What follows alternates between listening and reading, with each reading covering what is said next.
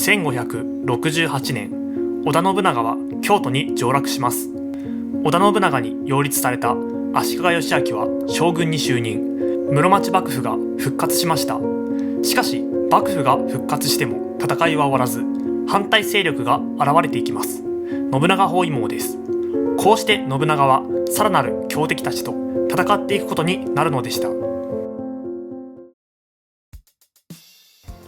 はいどうも皆さんこんにちは。今回は信長包囲網についてお話ししていきます。信長包囲網というのはこのように信長の勢力の周りを信長に反対する勢力が包囲していろいろな方向から圧力を加えていっているという状態です。これ以降信長は何度か包囲されていますが、今回は最初の信長包囲網なので第一次信長包囲網と呼ばれ区別することもあります。ご存知の通り信長は本能寺の変で命を落としますので、この包囲網で死ぬことはありませんでした。つまりこの包囲網を切り抜けていったのです。今回の動画では信長がどのようにして包囲網を切り抜けたかを見ていきましょう。1568年、織田信長は足利義昭を擁立して室町幕府を復活させました。これ以前の京都は三好氏という一族が支配しており、信長と義昭は三好氏を追い出して京都を支配するようになったのです。つまり三好氏は自分を追い出した信長に対して恨みを持っており、すでに反信長勢力として存在しています。前回の動画でお話しした通り、その後信長は越前の国の朝倉義景と戦いますが、北近江の武将浅井長政の裏切りにより撤退。南近江の六角氏も反信長勢力に参加して、三好氏、朝倉氏、浅井氏、六角氏が信長に敵対しています。彼らが信長包囲網の土台となってくるのです。このような包囲網に参加してきたのが宗教勢力でした。本願寺、そして延暦寺です。なぜ宗教勢力が包囲網に加わることになったのか、まずは本願寺から見ていきましょう。さて、信長に反抗することになる本願寺ですが、彼らはどこにいたのかというと、現代でいうところの大阪城がある場所でした。今は大阪城があるこの場所ですが、大阪城が建てられる前は本願寺の土地だったので、大阪城公園の中には石山本願寺推定地の石碑があります。現代では石山本願寺という呼び方の方が有名ですが、当時は大阪本願寺という呼び方が使われていたそうです。そんな大阪本願寺ですが、もともと大阪本願寺は旧勢力の三好氏と新勢力の織田氏、どちらとも仲良くしていました。しかしそんな状況で信長が大阪本願寺を取り壊すと言ってきたのです。こうなると本願寺が以前の三好氏の方が良かったと考えるのは当然です。これをきっかけに本願寺は反信長勢力に組み込まれ、信長と戦っていくことになりました。さて、もう一方の延暦寺ですが、こちらは平安時代の頃から動画で出てきていますので、場所は大丈夫だと思います。京都の北東、平安京の鬼門を守るお寺です。そんな延暦寺がなぜ信長と敵対していったかというと、延暦寺は浅井朝倉氏と協力する形で信長と対立するようになっていきます。というのも、信長が本願寺と戦っている隙をついて、浅井朝倉連合軍は延暦寺を拠点として織田氏に攻撃を仕掛けたのです。つまり信長は西の本願寺と東の延暦寺、2つ同時に問題を抱えることになってしまいました。ここで信長が下した判断は本願寺攻めの中断です。本願寺の問題よりも延暦寺の問題を優先したということですね。こうして信長は比叡山の麓に陣を張り、延暦寺に3つの選択肢を与えます。1つ目が織田氏に味方する、2つ目がどちらにも味方しない、3つ目が浅井朝倉氏に味方するという選択肢です。信長はもし織田氏に味方したら領地を返すと約束し、どちらにも味方しないならかくまっている浅井朝倉を追い出せと要求します。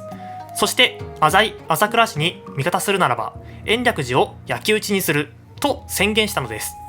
このように信長は延暦寺に選択の余地を与えたのですが、延暦寺はどれを選んだかというと、どれも選びませんでした。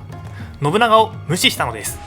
信長としてはイラッとしたでしょうけれど、これ以降近江では睨み合いが続きます。しかしそうこうしている間にも各地で反信長勢力が反乱を起こしていますので、信長はいつまでも睨み合いをしている場合ではなくなりました。さすがに信長も諦めて反信長勢力と和睦。信長は比叡山の麓から陣を引き払い、浅井朝倉連合軍は自分の国へと帰っていきました。こうして第一次信長包囲網は終わりましたが、今までの話からわかるように、これはとりあえず喧嘩をやめただけで仲直りをしていない状態です。すぐに喧嘩が再発します。そんな状況でまたも信長を裏切る人物が出てきました。三好義継と松永久秀です。彼らはもともと三好氏の出身でしたが、三好氏内部の対立により信長に味方していました。しかしこの頃、三好氏内部の対立関係が解消され、両者は仲直りしたのです。こうして三好義継と松永久秀が反信長勢力となったことで、畿内の情勢は再び動き始めます。第二次信長包囲網の始まりです。この第二次信長包囲網に際して、織田信長は近江へと進軍します。各地に火を放ちながら向かった先は比叡山の麓。有言実行、前年に宣言していた浅井朝倉氏に味方するならば延暦寺を焼き討ちにするという言葉を行動に移すのです。これが比叡山焼き討ちです。新朝後期によると、この時に行われた焼き討ちにより多くの道具が消失したとされていて、多くの人々が殺されたと書かれています。麓にある日吉大社も燃やされてしまい、これ以降信長は死ぬまで延暦寺の復興を許すことはありませんでした。京都に住んでいる人々はさすがにこれには恐怖したでしょうし、京都周辺の宗教勢力は政治に深入りしたら信長は延暦寺でも焼くと思い、さらに恐怖するのでした。そして1572年、信長は義昭に対して直接政治を批判します。違憲17箇条です。信長から見た義昭は朝廷をないがしろにし、職務を全うしておらず、偏っている懲罰や裁判をしているように見えていたのです。そのような義昭を信長は、部下から殺された足利義輝や足利義則のようだと批判しており、民衆も義昭のことを悪しき御所だと批判していると伝えていました。しかし反対に義昭から見た信長はこの頃どう見えていたのでしょうか。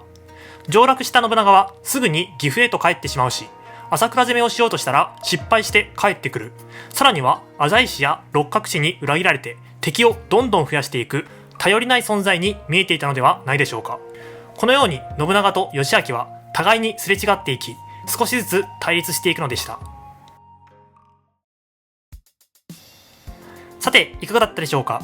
織田信長が反信長勢力と戦って信長包囲網を切り抜けていく様子を見てきましたが、このような状況を受けて反信長勢力が期待したのは、はるか東の方にいる武田信玄でした。もしも武田氏が反信長勢力に加わったなら、東西からの大規模な挟み撃ちを行います。結果的に武田信玄は反信長勢力に参加して、織田徳川包囲網が完成しますので、信長は大ピンチへと陥るのです。こうして反信長勢力が信長を西へと引きつけている隙に、武田氏は徳川氏の領国へと攻め込んでいくのでした。ということで、次の動画では三方ヶ原の戦いについてお話ししていきます。それではまた次の動画で。